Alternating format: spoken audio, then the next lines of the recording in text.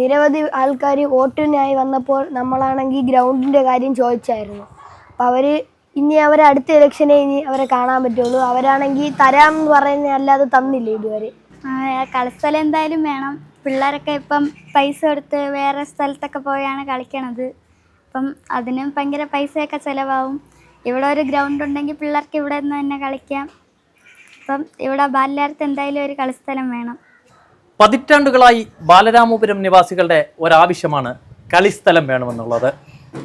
മാറി മാറി വരുന്ന ഭരണസമിതിയോട് കളിസ്ഥലം വേണമെന്ന് നിരവധി അഭിപ്രായങ്ങൾ ഉയർത്തിയിട്ടുണ്ടെങ്കിലും ഇതേവരെ ഒന്നും നടപ്പായിട്ടുമില്ല. ഇന്ന് രാവിലെ യാദർച്ഛികമായി ഒരു ഫോൺ കോൾ വന്നു. അതിൻ്റെ ആവശ്യകത എന്താണെന്ന് ചോദിച്ചപ്പോൾ ഒരു ജനപ്രതിനിധിയെ എനിക്ക് കാണണം എന്നാവശ്യപ്പെട്ടുകൊണ്ടായിരുന്നു സൽമാൻ എന്നെ സമീപിച്ചത്. സൽമാൻ്റെ ആവശ്യം ഇത്ര മാത്രമാണ്.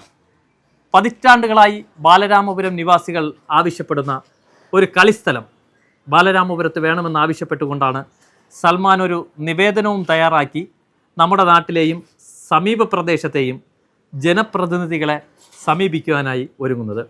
സർക്കാരിന് പോലും നിവേദനം തയ്യാറാക്കി കൊടുക്കുവാനുള്ള ഒരുക്കത്തിലാണ് അല്ലേ? എന്നെ രാവിലെ വിളിച്ചത് എന്തിനാണ്? ഗ്രൗണ്ടിൻ്റെ കാര്യം ചോദിക്കും. എന്ത് ഗ്രൗണ്ടാണ്?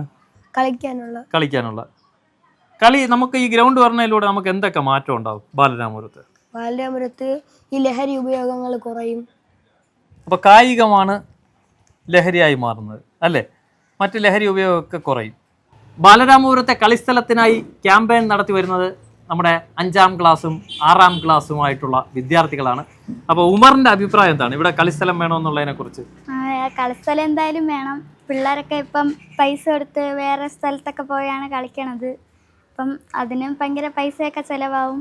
ഇവിടെ ഒരു ഗ്രൗണ്ട് ഉണ്ടെങ്കിൽ പിള്ളേർക്ക് ഇവിടെ നിന്ന് തന്നെ കളിക്കാം. അപ്പം ഇവിടെ ബാലരാമപുരത്ത് എന്തായാലും ഒരു കളിസ്ഥലം വേണം. ഇതിലൂടെ എന്തൊക്കെ മാറ്റം ഉണ്ടാവും കളിസ്ഥലം വരുന്നതിലൂടെ? പിള്ളേർക്ക് ഫിസിക്കലായിട്ടുള്ള ആക്ടിവിറ്റി നന്നായിട്ട് കിട്ടും. നന്നായിട്ട് ഫുട്ബോളൊക്കെ പഠിക്കാൻ പറ്റും. ഇവിടെ ഒരു കളിസ്ഥലം ഉണ്ടായാൽ ലഹരിക്കെതിരെ ഒരു ബോധവൽക്കരണം ഉണ്ടാവും. അപ്പം ബാലരാമപുരത്ത് എന്തായാലും ഒരു കളിസ്ഥലം വേണം.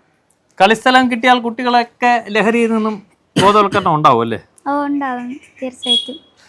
കളിസ്ഥലം കിട്ടിയാൽ കളി ഒരു ലഹരിയായി മാറും. അങ്ങനെ ലഹരിക്കെതിരെ വലിയൊരു ബോധവൽക്കരണം നടത്താൻ സാധിക്കുമെന്നാണ് നമ്മുടെ പിള്ളേരൊക്കെ പറയുന്നത്. അപ്പോൾ ഇവിടുത്തെ ജനപ്രതിനിധികൾ ബാലരാമപുരത്തൊരു കളിസ്ഥലത്തിന് വേണ്ടിയുള്ള നടപടി സ്വീകരിക്കണമെന്ന ആവശ്യവും ഞങ്ങൾ ഉയർത്തുകയാണ്. ഇവരുടെ അഭിപ്രായത്തോട് യോജിച്ചുകൊണ്ട് ഞങ്ങൾക്കും പറയാനുള്ളത് ബാലരാമപുരത്തൊരു കളിസ്ഥലം വേണമെന്ന ആവശ്യമാണ്. അപ്പോൾ സൽമാനും ഉമറും പറയും പോലെ ബാലരാമപുരത്തിൻ്റെ ഒരു ചിരകാല അഭിലാഷമായ കളിസ്ഥലം എന്നൊരു ആശയം എത്രയും വേഗം നടപ്പിലാക്കാൻ നമ്മുടെ ജനപ്രതിനിധികൾ തയ്യാറാകണമെന്ന അഭിപ്രായമാണ് പറയുവാനുള്ളത്.